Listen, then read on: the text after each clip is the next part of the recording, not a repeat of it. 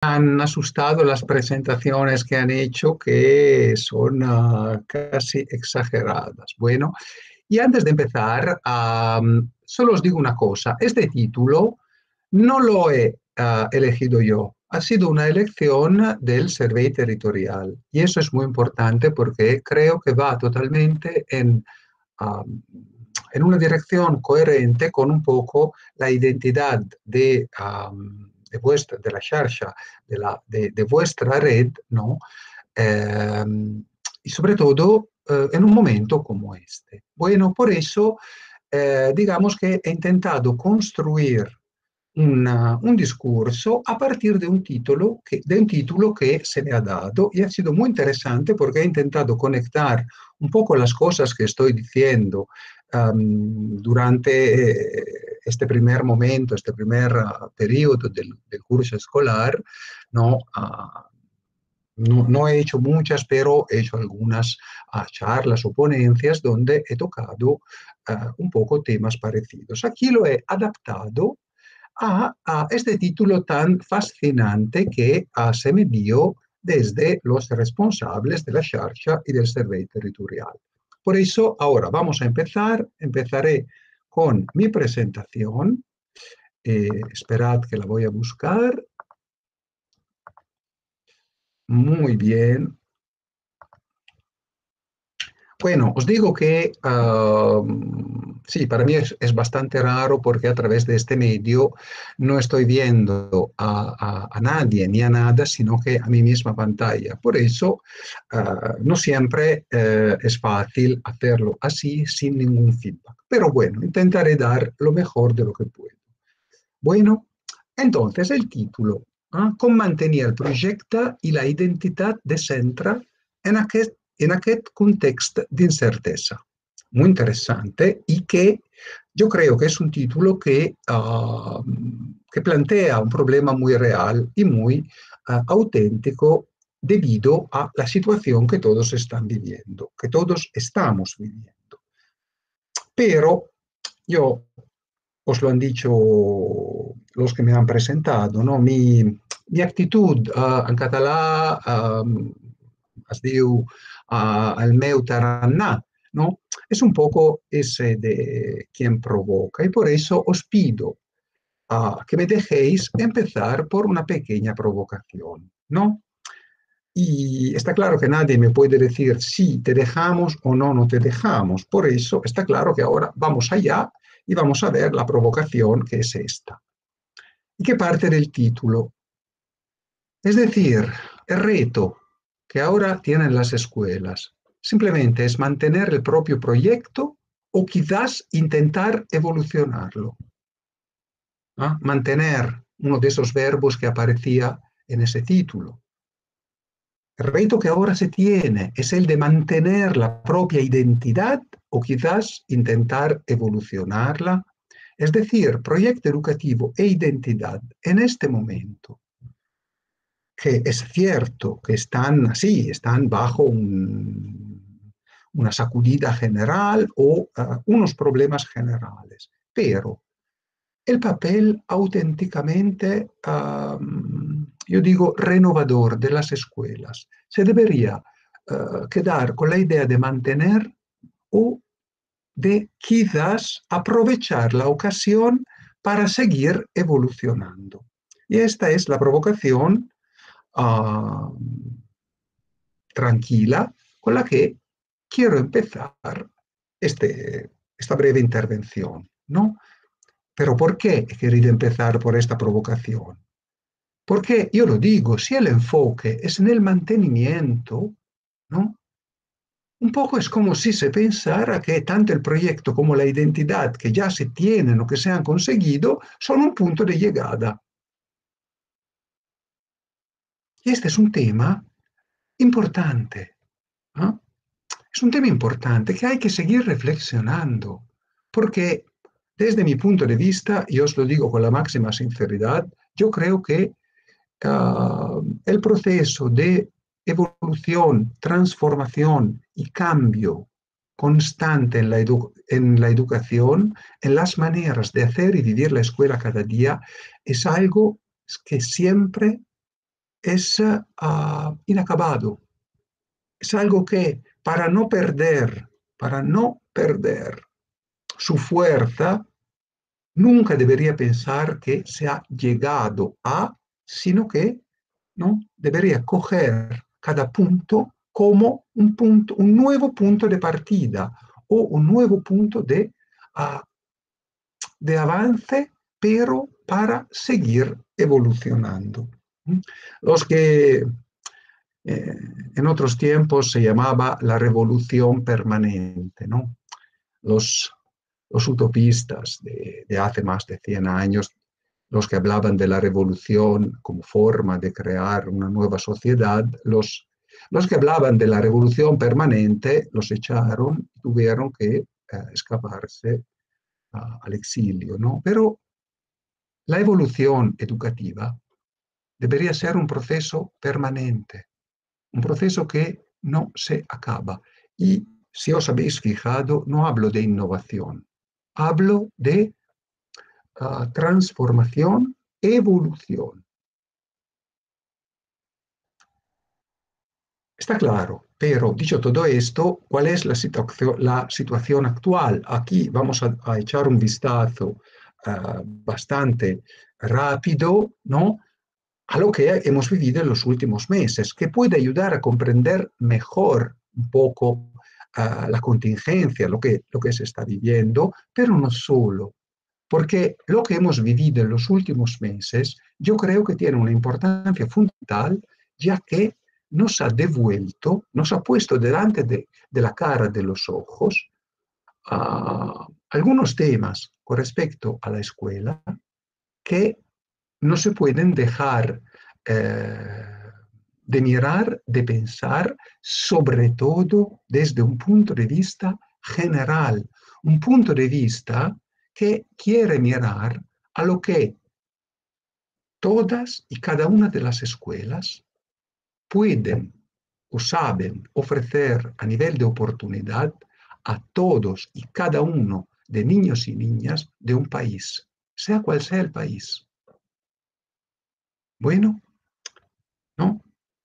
Por eso os planteo unas preguntas que son un poco las que estoy planteando en diferentes contextos que yo creo nos pueden ayudar a reflexionar un poco. En primer lugar, ¿qué escuela se ha vivido durante el confinamiento? Y por consiguiente, ¿qué educación se ha vivido? También, ¿qué se podría aprender de la experiencia de los meses pasados y cómo esos aprendizajes nos podrían ayudar a construir una escuela capaz de cumplir con la que debería ser su función en el siglo XXI? Y lo digo, la función de la escuela en el siglo XXI no es Escola Nova 21. Escola Nova 21 fue un programa importante, pero por muchos aspectos cuestionable, por otros aspectos, pero que se vivió en Cataluña por 3 años. Bueno, la escuela, la educación en el siglo XXI, que estamos acabando la segunda década y dentro de poco entraremos ya en la tercera. ¿Mm? Se dirán los años 20. Su función, su función. ¿La queremos repensar? ¿La queremos repensar de una vez por todas? Sin pensar que el punto donde llegaremos con los pensamientos sea, como decía, el punto de llegada. Bueno, por eso, ahora vamos a profundizar un poco y las primeras dos preguntas. Voy muy rápido porque normalmente lo hago de una manera más extensa, pero para hablar de qué escuela se ha vivido durante el confinamiento y de qué educación y de lo que nos ha puesto delante de los ojos con respecto a la representación social dominante de la escuela. Yo me alegro de que esas 40 y tantas escuelas que formáis parte de la Xarxa ya hayáis vivido determinados procesos, pero ¿qué sois?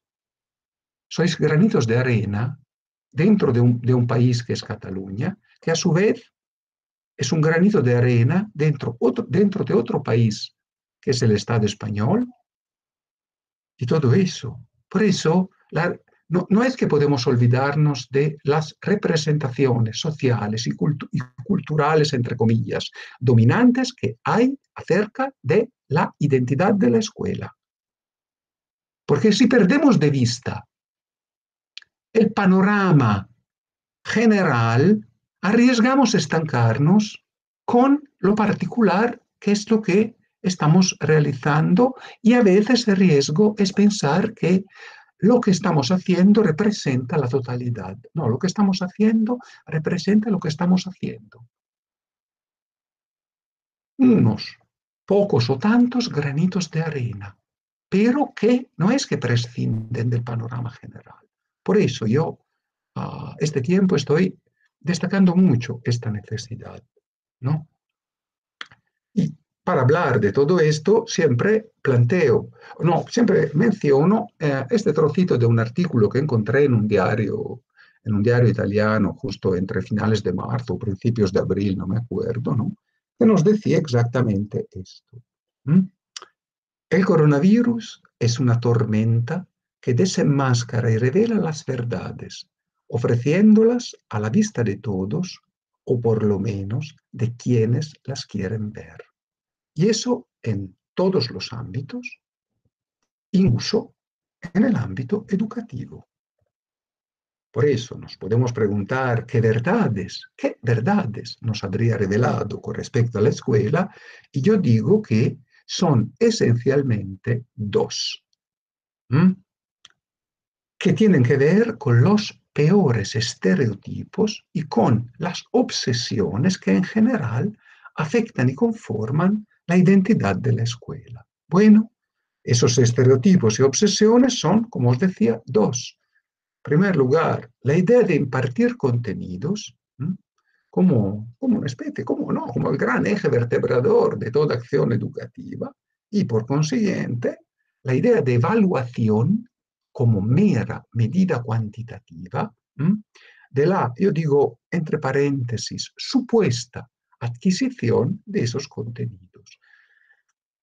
Aquí no voy a presentaros todos los artículos de prensa que normalmente enseño, ¿no? Para que nos demos cuenta o nos podamos dar cuenta de realmente de cómo de un cabo al otro del país pequeño dentro del país grande, los medios de comunicación reflejan la que yo antes he mencionado como representación dominante acerca, a nivel social, cultural y político, acerca de la escuela y de la educación. Aquí os pido simplemente que cada uno haga memoria de todo lo que pudo leer durante, ¿no?, los meses pasados. Está claro que lo que os acabo de decir no es que soy yo la única persona, el único que ha pensado todo esto, ¿no? Simplemente menciono a este hombre, ¿no?, César Bona, considerado el mejor profesor de España, madre mía, que, que exactamente tocaba el mismo tema. Aquí se ve, ¿no? Las palabras que más salen son evaluar y contenidos. También Tonucci, personaje muy famoso en España, y yo siempre lo digo con una pizca de provocación, mucho más famoso en España que en Italia, como yo también. Está claro que yo también vivo la misma condición, pero bueno, él en esta entrevista de abril en El País destacó un tema que es muy real y que lo comparto totalmente, ¿no? La idea de que la escuela, o sea, que la preocupación fue la de demostrar que se podía seguir de forma virtual de la misma manera, de la misma manera, ¿m? De la misma manera. Y mirad, yo lo sé, espero, confío en vosotros y estoy seguro que quizás, ¿no?, hayáis intentado buscar las mejores maneras para seguir estando con vuestros alumnos durante esos meses. Pero, como siempre, me toca el papel de quien intenta recordar a todo el mundo que la escuela, que hablamos de millones de alumnos, millones, y hablamos de miles y miles y miles de escuelas. Y aquí pido disculpas a los que ya me lo han escuchado mencionar, pero yo tengo una anécdota que realmente es la bomba, en el sentido de que es algo personal, es algo familiar, es algo que pasó a mi sobrinito de 5 años, que durante el confinamiento, ¿no? Su maestra cada semana enviaba el listado de las actividades que tenían que hacer cada día, ¿no? De lunes a viernes, 4 años, ¿no?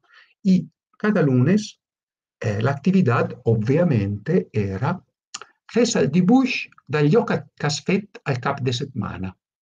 ¿Mm? Fes el dibuix d'allò que has fet al cap de setmana durante el confinamiento. ¿Por qué? Porque en las instrucciones para las familias, la misma maestra decía, sabemos que no podéis salir de casa y que tenéis que estar, pero el niño tiene que inventarse entonces algo porque la actividad del lunes, la actividad que se requiere para los lunes es esta, como hacemos en la escuela.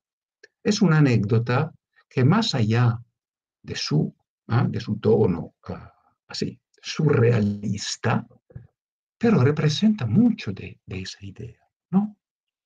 Pero lo más importante es pensar que todo lo que ha pasado, todo lo que pasó, todo lo que ha pasado, yo digo que nos ha devuelto la imagen de una escuela que, en un sentido más general, ha aplastado la complejidad del concepto de educación, ¿no? Simplemente en favor de una idea de escuela como lugar que casi exclusivamente se ocupa de instrucción. Y este problema no es que ha surgido durante el confinamiento, pero durante el confinamiento todo esto se ha destacado a través del debate público y sobre todo a través de los titulares de medios de comunicación, fueran diarios online, transmisiones de medios así, audiovisuales. Se ha puesto todo esto delante de nuestros ojos como algo, yo creo, ineludible que sí o sí habría que desterrar, que desterrar. Bueno, por eso, en nuestras reflexiones, si nos preguntamos qué se podría aprender de todo lo vivido, yo creo que, lo hemos dicho, una escuela capaz de cumplir con la que debería ser su función en el siglo XXI es el gran reto que se tiene. ¿Mm? ¿Y las posibilidades cuáles son? En primer lugar, en, y esto no me cansaré nunca de repetirlo, hay que reflexionar, pero muy en profundidad, sobre la función de la escuela en este contexto cultural, histórico y político. Porque no puede ser que la escuela demasiadas veces y por un porcentaje demasiado grande siga repitiéndose como hacía hace 100 años o más. Como si el mundo, la realidad, fuera la misma. Mirad, yo sé que es difícil de entender, pero yo sigo, entre comillas, seguía, ahora no, pero seguía peleándome, entre comillas, con muchas escuelas con las que hacía asesoramientos, porque había ese gran tema en infantil, pero no solo en infantil, de presentar las letras, ¿no? Porque detrás había la idea de que si no presento las letras, los niños no las conocerán nunca, ¿no? Exactamente el concepto de mediados del siglo XIX, cuando es verdad que sí que el único lugar donde los niños podían encontrar letras y lenguaje escrito era la escuela. Al día de hoy, la realidad es muy diferente, pero muy diferente. pero el sistema, no los profesores, el sistema, yo hablo de sistema, hablo de representación social mayoritaria, se ha quedado con todo aquello. Bueno, a nivel de referencias culturales, mirad, yo normalmente suelo mencionar esto, este texto de Brunner, que para mí fue muy interesante a leer hace más de 25 años, donde ya una persona como el profesor Brunner, uno de los 5 más importantes del siglo XX, ¿no? Ya llegaba a cuestionar de una forma muy contundente el tema educativo. Hablamos de hace más de 25 años.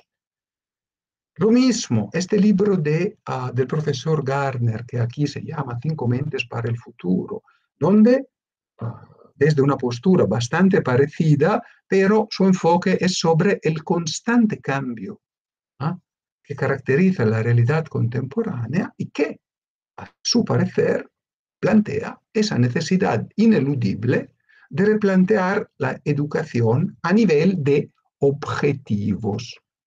Y aquí tocamos el punto básico, no a nivel de metodologías, a nivel de objetivos. Para acabar con una referencia mucho más cercana al contexto catalán, Marina Garcés, filósofa muy conocida, en este libro reciente, es de 2017, ¿no? A mí, de todo lo que leí, que es muy denso, aunque solo sean 70 páginas, pero es muy denso, lo que más me chocó, entre tantas otras cosas, fue esta pregunta tan contundente. ¿Y si los humanos nos atreviéramos a repensar la relación entre educación y emancipación? Justo para hablar de función de la escuela en un mundo complejo. Por eso, y por mil razones más, yo creo que la escuela, está claro, debería cambiar radicalmente, ¿no? Y aquí tocamos un poco algo muy peculiar con respecto eh, a la situación catalana.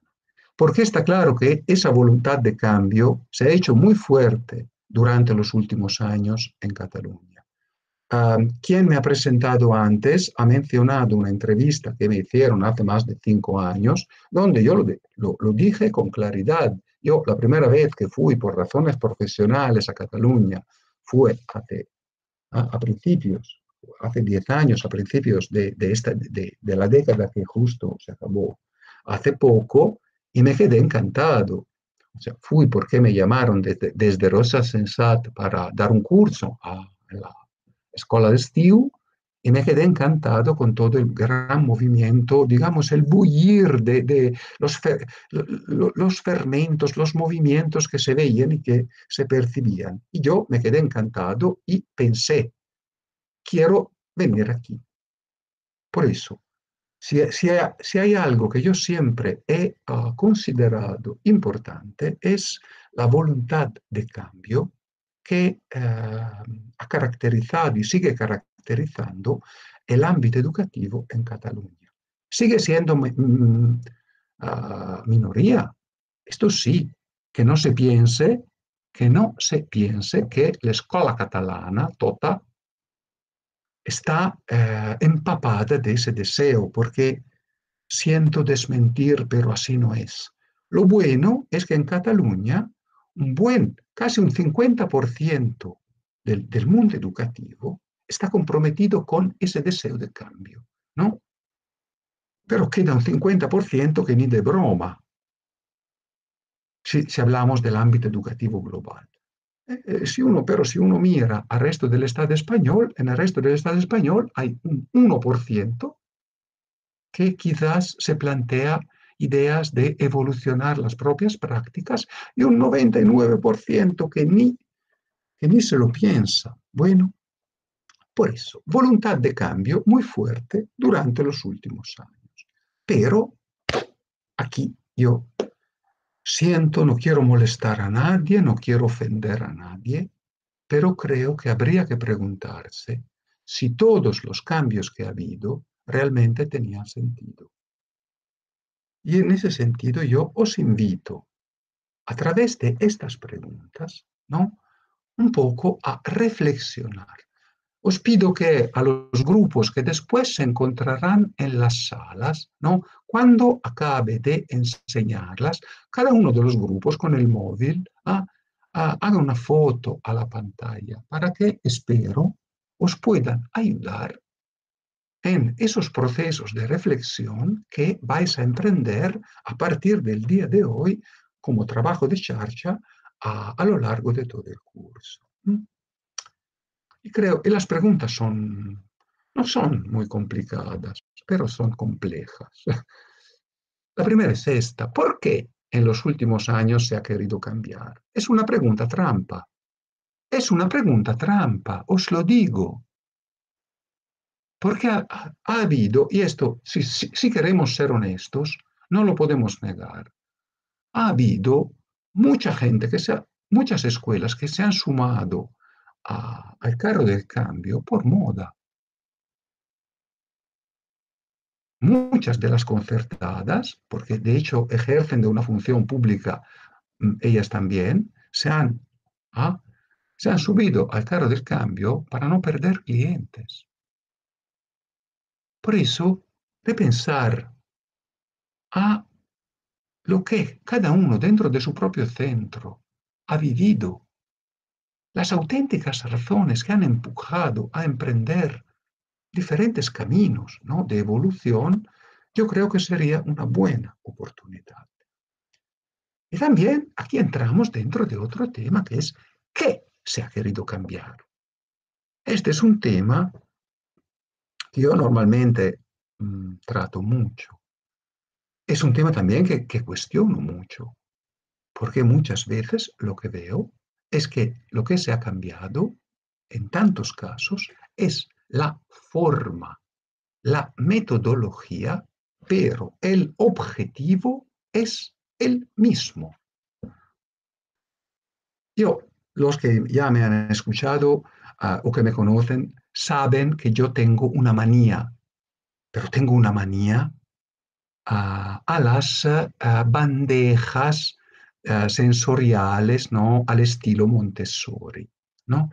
Donde, y las veo por todas partes, en las aulas de infantil, con la gente que se le ha hecho creer que si a un niño le quitas la ficha donde tienes que repasar el trazo de la letra y le das una bandeja con arena y el modelo de la letra para que él la trace con el dedo, eso es lo bueno. Yo me vuelvo loco, siento, pero bueno, estoy bastante tranquilo porque no veo ni feedback ni caras de nadie, por eso lo tenéis que aceptar así, y además me sabe mal porque estos son temas que siempre me gusta dialogar. Pero en ese caso, ¿dónde está el cambio? En la convicción de que puedo cambiar la manera como se suele decir, palabra que yo detesto, que yo no soporto, se ha cambiado la manera de trabajar algo que no se debería trabajar, pero que se cree que se tiene que trabajar. Por ejemplo, la forma de una letra ligada o todas esas cosas. ¿Dónde está la reflexión sobre los objetivos? Y yo digo, a la luz del marco normativo, porque esto siempre yo lo valoro muchísimo. Mirad, lo he dicho 1000 veces, lo repito y lo repetiré hasta que haga lo que estoy haciendo. El marco normativo de Cataluña es entre los mejores del mundo. Los currículums de Cataluña son entre los mejores del mundo. Cataluña se destaca por haber hecho un trabajo muy digno de plasmación de la ley estatal sin traicionarla, pero dándole un aire abierto que... ¿eh? Entonces, el problema, lo repito, es qué se ha querido cambiar. También, ¿qué es que ha inspirado los cambios que se han introducido? ¿Mm? No, porque yo no, lo repito, espero que se entienda que no quiero ofender a nadie, ¿no? Pero sí quiero provocar. O sea, no se puede, tampoco se puede negar que muchos cambios han sido copia y pega de cosas que se habían visto en escuelas que se había ido a visitar, ¿no? Esas escuelas tan llamativas, o así. En muchos casos también, ¿no? Cambios inspirados por eso, bueno, vosotros de primaria menos, suerte, vosotros de primaria menos, en infantil mucho más a veces, ¿no? Por modelos que se han encontrado en el Pinterest. Es decir, ¿cuánta originalidad ha habido en los cambios que se han aportado? Esta es una pregunta fundamental. Si no, todo el mundo se quedará con la idea de que o haces ambientes o haces cajas de investigación, que después se le cambia el nombre y sigue siendo lo mismo. Digo,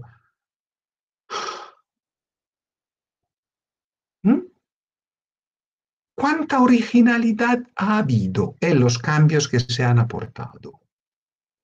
Originalidad quiere decir pensamiento propio de cada centro, que no es aportar dos pequeñas modificaciones o buscar un nombre diferente. Es buscar y encontrar una manera propia de dar forma al propio proyecto. Yo esto no lo he visto muchas veces. He visto muchas veces, ¿no? Repetir o incorporar, no repetir, perdonadme, incorporar lo que más estaba así, encima de la mesa, lo que más se hablaba, als ambients de lliure circulació, o las cajas de investigación, el 70% de las cuales son páginas de libro de texto sacadas del libro de texto y puestas dentro de una caja. ¿Cuánta originalidad ha habido en los cambios que se han aportado? Porque vosotros, si estáis aquí, es porque queréis. Es porque queréis dar significado a lo que hacéis. Y en ese sentido, yo os invito, aunque no os vea, no conozca mucho, pero os invito a reflexionar a partir también de una pregunta como esta. Bueno, y también, para acabar, ¿cuánta auténtica reflexión pedagógica ha respaldado esos cambios? Y es una pregunta que no tiene que ver con la reflexión metodológica. Tiene que ver con la reflexión pedagógica en un sentido mucho más de filosofía de la educación apoyada y respaldada por el conocimiento y la cultura más actual que los humanos compartimos. Estas son un poco las preguntas que yo os quiero plantear. Bueno, son las preguntas que os quiero plantear como, espero, oportunidad de reflexión dentro de los grupos. Y lo digo no porque lo que hayáis hecho está mal, pero sí porque lo que se haya hecho no se viva como algo que está en peligro por la situación actual, sino que yo creo que sería todo lo contrario. Es decir, coger lo que la situación actual obliga y vivirlo como una oportunidad para repensar aspectos del propio proyecto y de la propia identidad y preguntarse si quizás podrían cambiar y evolucionar.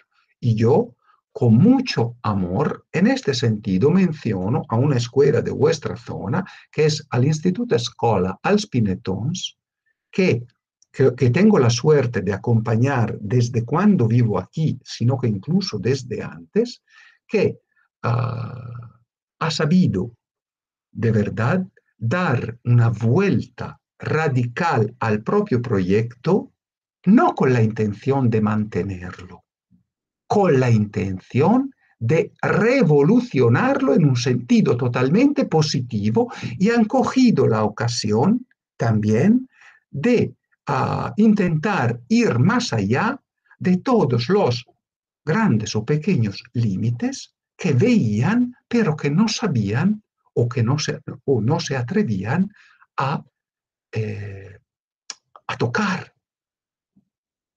Y yo lo digo, cuando lo hablé con ellos, mi comentario fue, habéis hecho un milagro.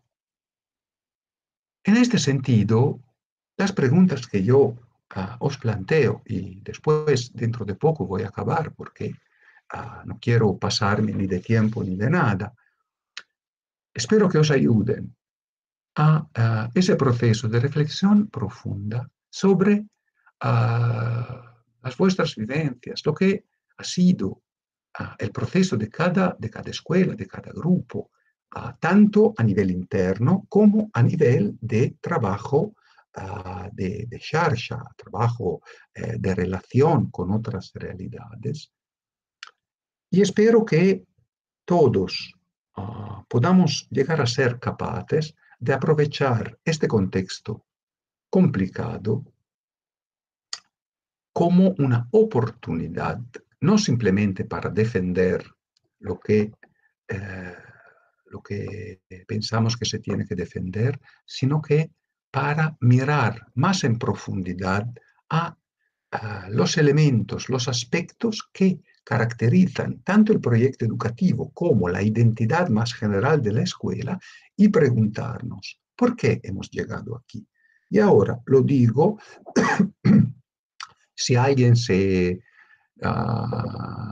ofenderá, puedo decir, lo siento, pero lo hago aposta, porque si yo, una provocación que ya hice desde hace tiempo, si el problema es defender los ambientes de libre circulación, ¿no?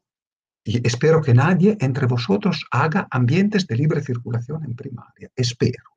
Yo digo, bienvenido sea el COVID que ha por fin acabado con esa cosa que es una moda espantosa y que perjudica el significado de las experiencias que niños y niñas pueden vivir en la escuela. Porque si el cambio, como mucha gente ha querido vender, son los ambientes de libre circulación, madre mía, por suerte ahora ya no se puede más. Es una provocación fuerte, pero que espero que haya servido simplemente para tocar este tema. Es decir, habéis vivido mucho, habéis vivido procesos importantes. Quizás se pueda aprovechar la ocasión para otro nivel de reflexión sobre el propio proceso, ¿no? Y coger los diferentes límites que se plantean a nivel de normativa, a nivel de protocolos sanitarios, como una ocasión que hace parar un instante y después preguntarse, ¿cómo podríamos mirar mucho más en profundidad? ¿Realmente lo que tenemos es lo que queríamos tener? ¿O cómo estas posibles preguntas pueden ayudar? Porque yo lo digo, ¿qué se ha querido cambiar? Es una pregunta, es también una pregunta trampa, porque demasiadas veces se cambia la forma. La forma. ¿O qué ha inspirado los cambios que se han introducido? Aquí hay un mundo de situaciones, ¿no? Y cuánta originalidad no es la búsqueda de la originalidad como la búsqueda de algo que nos hace destacar. Es la búsqueda de algo propio, de algo que no es más que el resultado del proceso de reflexión dentro de un equipo, que no es y no pasa solo por la incorporación de lo que viene de afuera y que, como mucho, se le da un poco de maquillaje. O sea, el cambio no tiene recetas, no tiene modelos, solo tiene pensamientos propios respaldados por auténtica reflexión pedagógica. Lo dejo aquí también porque hemos llegado al final. Espero que no estéis demasiado molestos por el tono de mi intervención, pero como los que me han presentado han dicho, yo no soy quien está hecho para dar recetas. Y como siempre digo, las únicas recetas que puedo dar, y esas sí, son de cocina. En ese ámbito podría dar buenas recetas, aunque tampoco en la cocina las recetas funcionan. ¿Sabéis por qué? Porque las recetas sirven para preparar la comida. Cocinar como es otra cosa y es un proceso de pensamiento creativo. Con esta pequeña metáfora me despido. Eh, Espero que tengáis un óptimo trabajo, tanto dentro de los grupos ahora como a lo largo de todo el curso, y espero también que un poco esta breve intervención con este a cabo aquí os haya servido para, así, de estímulo para empezar ese proceso de reflexión que vais a retomar hoy. Muchas gracias y hasta otra. Moltes gràcies i fins una altra. Adeu. Adéu-siau, Gino. Adéu.